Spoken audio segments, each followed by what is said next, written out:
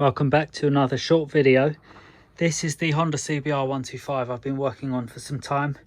I've been caught up with other projects, but one of the last jobs I need to do is to change the clutch, and it's quite a common job that people might be interested to see how to do. So I thought I'd just film it as I need to do the job anyway. So the clutch is under here, and I've taken off the water pump hoses already and drained the coolant system. Coolant's in there. I've drained the engine oil already, so that's all done. So I will now be able to just remove this cover and we'll find the clutch underneath. So I've already loosened these bolts a little bit, so I will just undo all of those. So one shot on camera, but yeah, just go around, undo all of those. So a good shortcut is just to get your drill with your 8mm.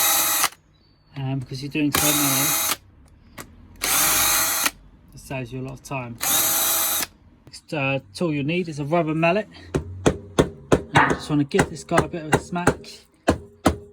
And the idea is you want to be freeing up the gasket, because if you're cheap like me, you're going to try and reuse your gasket. So I might have left a bolt, you get the idea, and I'll pull this off. So I've freed it off. The little trick as well, get your screwdriver in the hole and give it a little shift about. So this should just pull off, and yeah, there we go, there's our clutch. So hopefully we will be able to see, and I think you can see, that the clutch plates are really sitting down low in the clutch basket, so it's a good indication they've worn out. So I'll pull them apart and we'll see. Okay, so I've taken off my four bolts and the little housing, so these springs will just pull off, and so that's that. And the next thing you do, and I bet I haven't got one, you need a special tool to undo this nut, and I do not think I have one, so I'm going to have to try and hit it with a hammer and screwdriver. Well, morning, it's actually 4:45 in the morning, and I'm going to do a few hours on this bike before I start my day job. So the clutch kicked my ass last time, so I took this clutch apart, and it turns out, no idea why, someone has put the wrong clutch in it, so that's not going to work. So my plan is over here. I have another bike, and this bike here, the engine on this bike has got no compression, so the engine needs to come out whatever happens.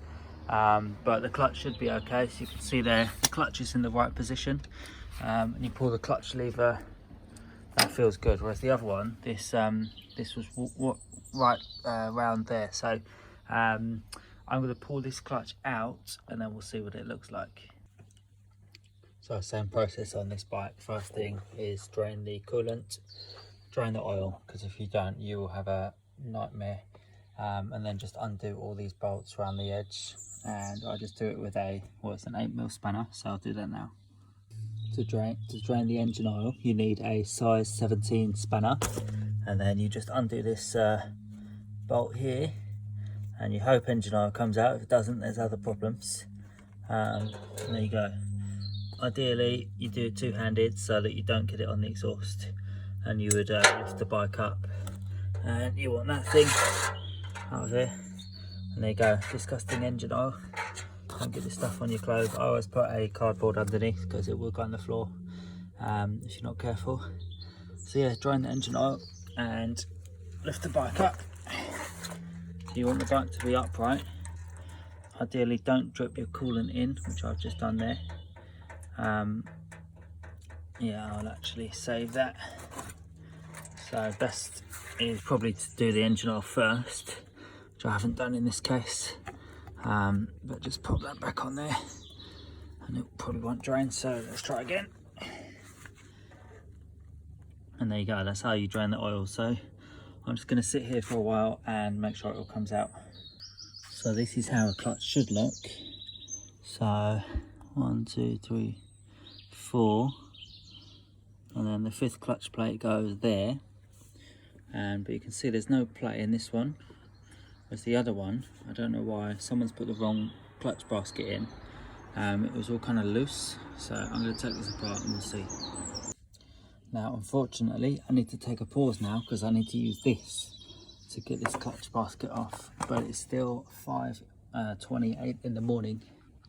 My neighbour's sleeping right there, so he's not gonna thank me if I wake him, so I better wait till about 8:30 till I do that. Okay, so while I'm waiting for my neighbour to wake up, just a quick look at this bike, which is nearly finished now. So I'm working on the clutch, which is under there, and I'll do that a bit later on. Other jobs, I think all it is I need to bleed this rear brake, because I've changed out this rear caliper for, you know, I've rebuilt it and stuff.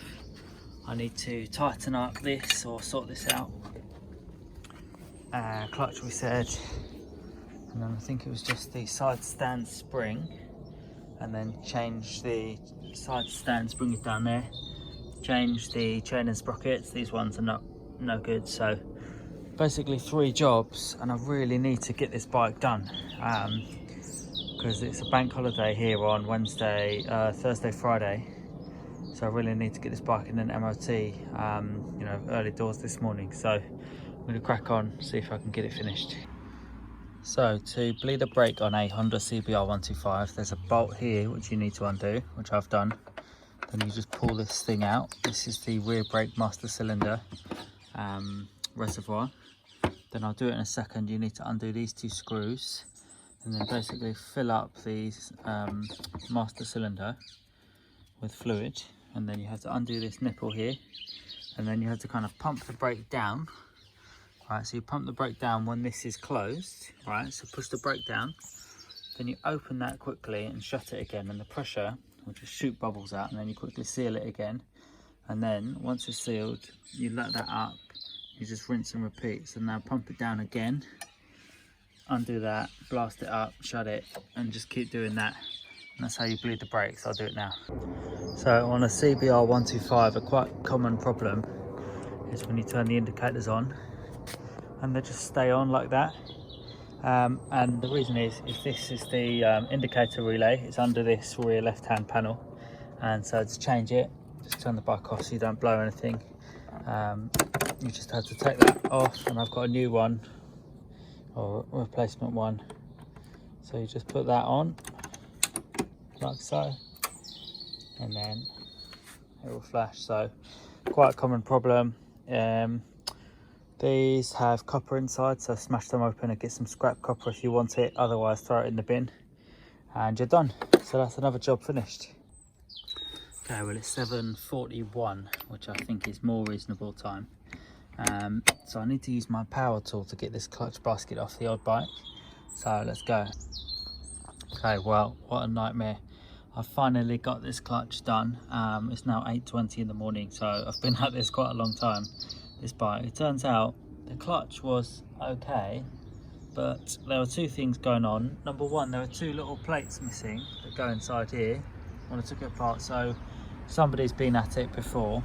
The other thing is this arm, this whole casing here I've put on from the other bike now, and this is the old one, and you can see this arm, it just looks different to that one, and it just feels like it's sitting differently. And also this casing is actually a black colour, and I've just got a feeling this has come off another bike, and it's not really, it shouldn't really be on this bike. So anyway, this is a proper one. This came off the 2004 bike over there, so it's on. Anyway, clutch is done. I think this bike is finished, so I just need to fill up the fluids, so the oil and the coolant again. Then the last thing I need to do is I need to cut a couple of links off the chain down there, because it's a bit too long, but I need to wait till about probably 10 o'clock because it's still early to use an angle grinder. And then I'm going to take this bike for an MOT and hopefully sell it. Obviously I need to put the lower panels on down there, so that happens after you've done the chain and sprockets and the fluids. So this bike is pretty much wrapped up. The seats obviously need to go back on.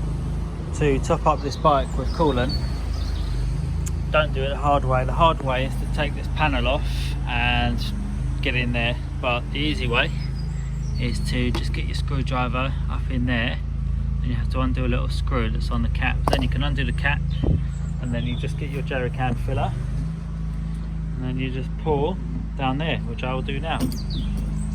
So just a final update, this bike is wrapped up and finished. As you can see, it turned out pretty nicely, black on black, factory colours.